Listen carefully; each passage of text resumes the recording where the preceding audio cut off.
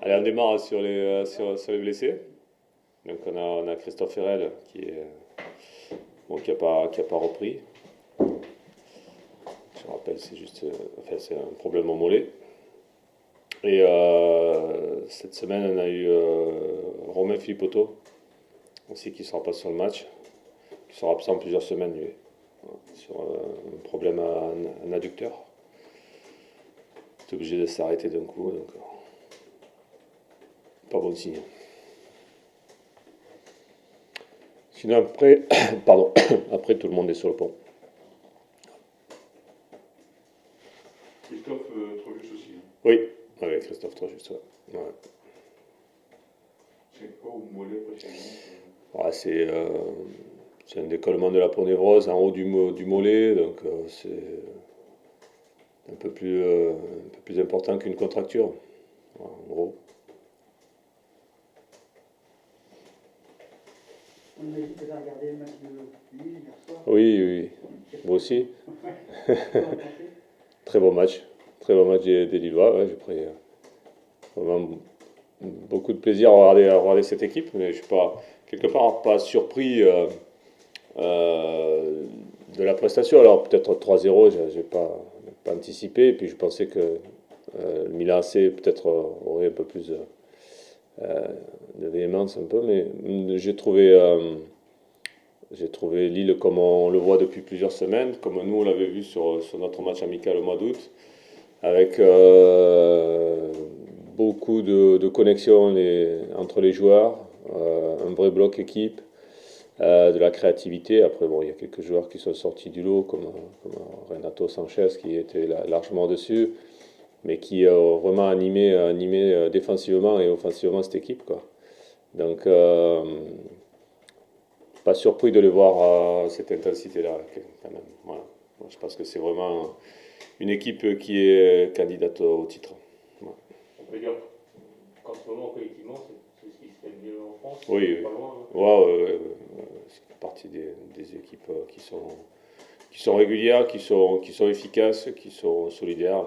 Voilà, il y a beaucoup d'adjectifs positifs sur cette équipe-là. Ouais. Ouais.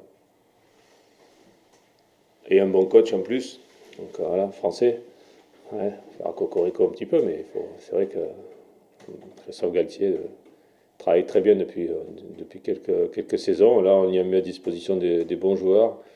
Et aujourd'hui, c'est vraiment une très belle équipe, très agréable à voir jouer. Ouais,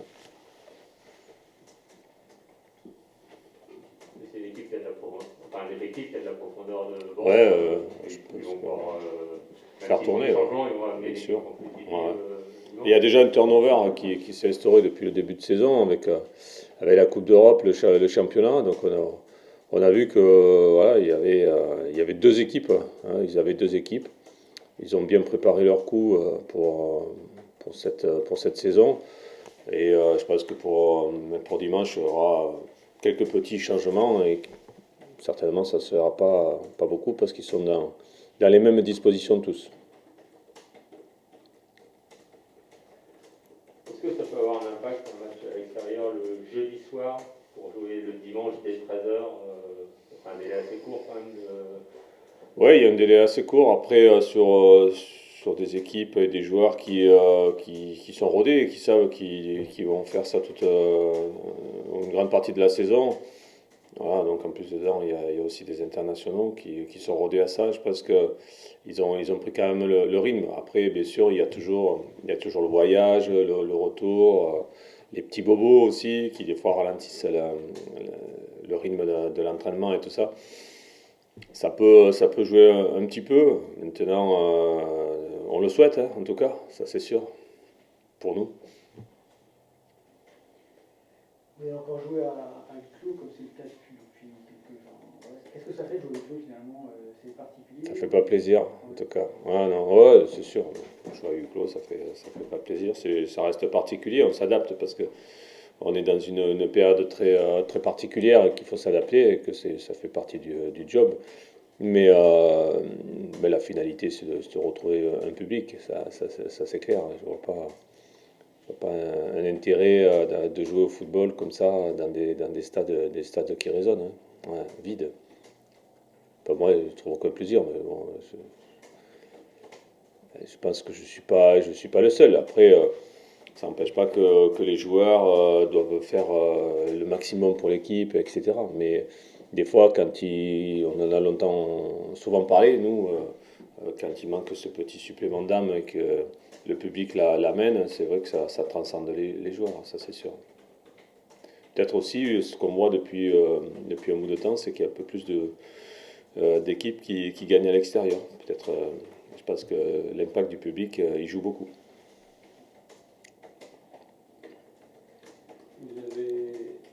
Vous avez collé votre semaine de préparation sur les horaires du match. Une partie. Une partie. Ouais. Comment on gère des entraînements à 13 heures? Comment les joueurs ressentent ça?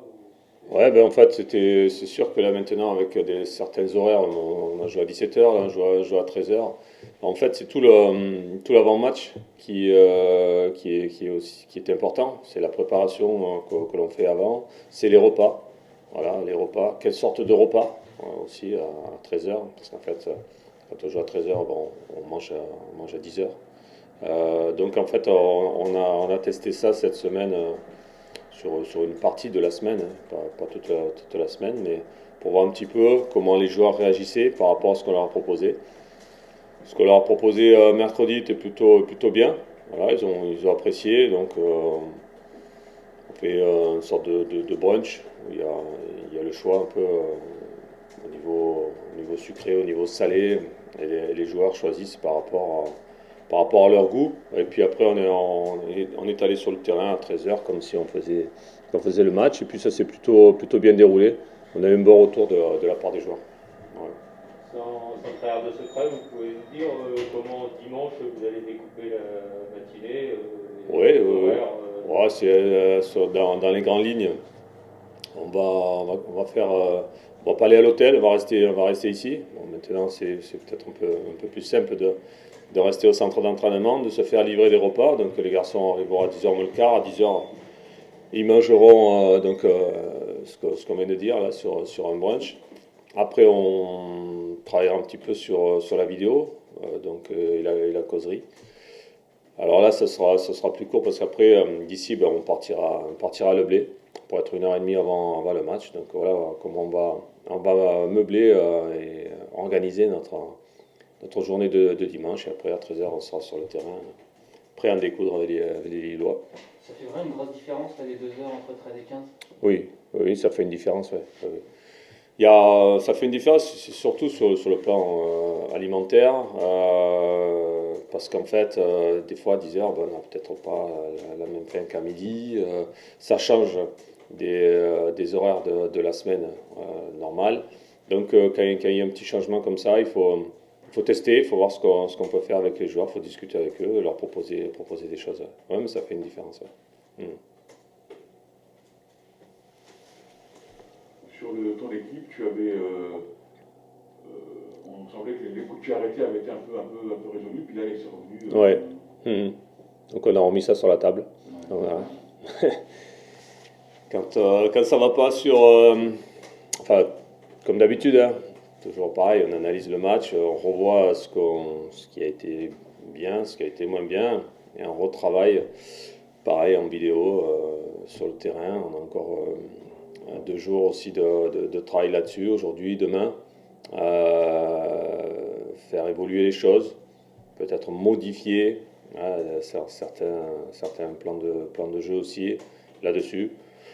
Et pour réveiller un petit peu tout le monde là-dessus, sur ces coups de pied arrêtés, qui sont de mieux en mieux tirés de la part des adversaires. On voit que les adversaires d'un certain niveau ont quand même des frappeurs et c'est pas simple à négocier. Mais c'est à nous à progresser. Donc on le bosse et puis après on implique de plus en plus les joueurs dans ce genre de travail qui est fait de beaucoup de détails. Beaucoup de détails.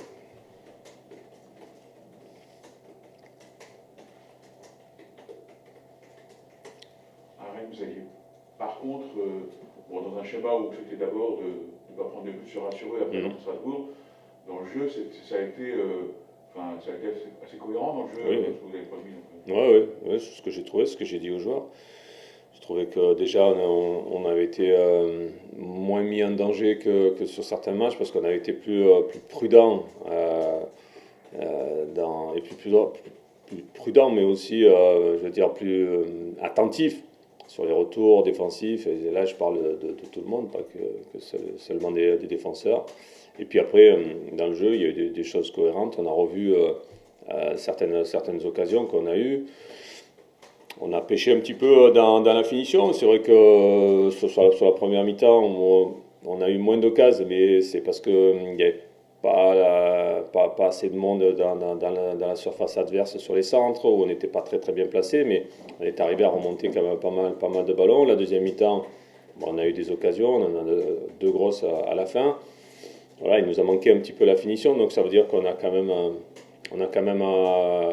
pu avancer sur le terrain, évoluer, avoir des phases de jeu qui étaient intéressantes. Après ces phases de jeu-là, il faut les retrouver, peut-être encore un peu plus souvent, et puis après finaliser, quoi. Finaliser.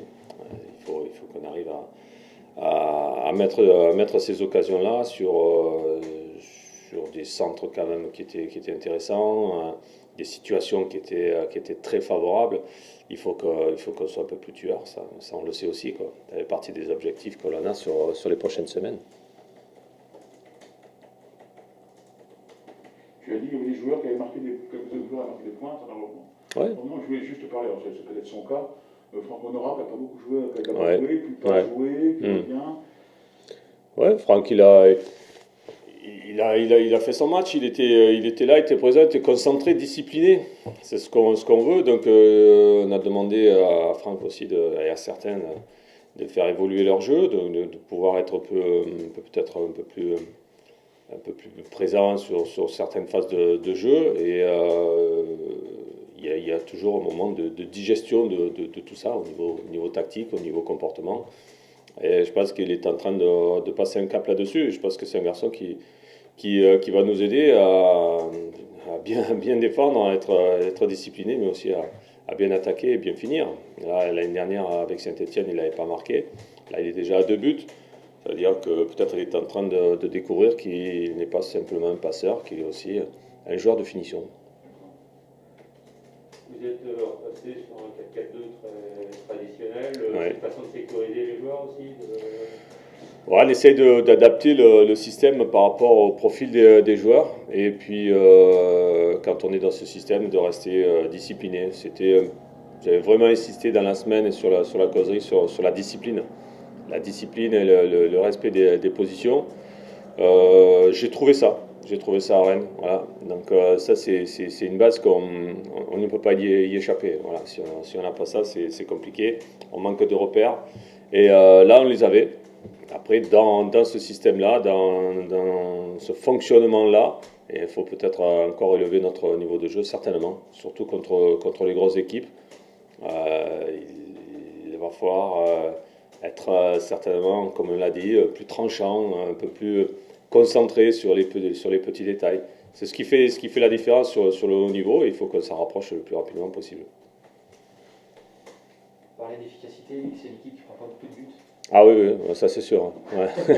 Ils ont un très bon gardien, ils ont une très grosse défense, ils ont un patron derrière, ouais, non, c'est sûr que c'est défensivement, je veux dire, mais à tous les niveaux, hein, quand on parlait de Lille tout à l'heure, que ce soit défensif ou offensif, c'est très très bien structuré.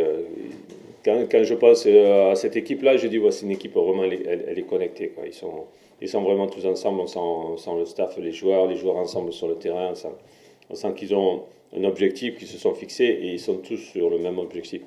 C'est ce que recherche tout entraîneur en fait. Hein. Et quand on a ça, après, on sait que là, après, on peut travailler vraiment sur les petits détails qui font la différence et qui permettent de gagner. Et eux, ils en sont là. Donc, défensivement, effectivement, c'est une équipe qui n'a pas perdu depuis 12 matchs, je crois. Enfin, voilà, mais c'est pas le hasard. Voilà. Si les comptes de mon camarade Thierry sont bons, sur les 4 derniers matchs, vous avez tenté 4 joueurs différents aux côtés de Belkebla. Ça veut dire que vous êtes encore en recherche de solutions. Oui, alors il faut juste rappeler qu'à un moment donné aussi, suite au départ de Ibra, on a eu des garçons qui étaient blessés. Hein. Je pense à Paul Lannes qui a joué contre Monaco, mais qui s'est blessé et qui a eu quelques appréhensions après sur son retour, hein, puisque sa blessure c'était une rechute au même endroit, etc. Donc on l'a pas eu de suite. Après il y a eu Christian Batocchio aussi qui a été blessé, qui est revenu. Donc c'est pas simple non plus de positionner vraiment quelqu'un quand on a des blessés dans le même secteur comme ça, quoi. Voilà. Donc oui, il a fallu faire des essais. Et il va falloir voir un petit peu sur la suite. Là, j'ai récupéré les garçons au milieu de terrain. Déjà, ça, c'est une bonne chose. Ils sont plutôt dans de bonnes dispositions. Après, ça revient à une question de choix. Est-ce qu'on met un joueur un peu plus athlétique? Est-ce qu'on met un joueur un peu plus technique? Est-ce qu'on met un gaucher? Est-ce qu'on met un droitier? Voilà, les questions que se pose un entraîneur la nuit, voilà, pour le lendemain. Un petit mot, Olivier, sur Romain Fred qui a été appelé en espoir. Ouais. Ça n'a pas eu encore son bon début de saison, il a été appelé au mois d'octobre. Ouais.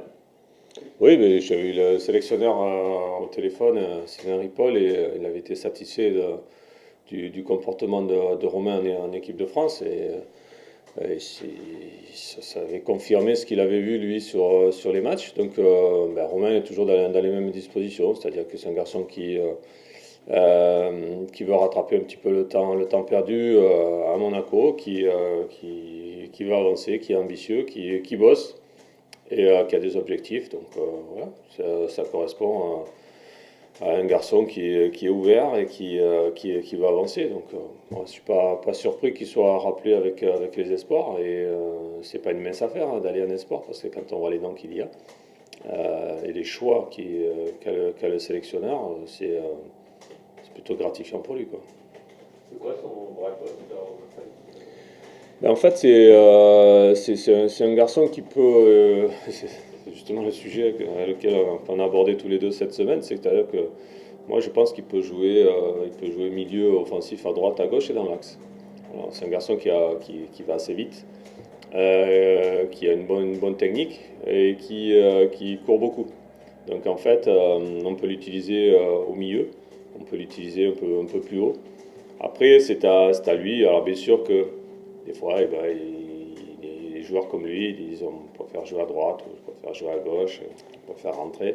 Mais je pense que d'être polyvalent comme ça, de pouvoir jouer à plusieurs postes, c'est toujours un plus. Il faut qu'il continue à explorer des fois certains postes et qu'il reste concentré sur ce qu'on lui demande. C'est là où il va encore plus progresser, quoi. Voilà.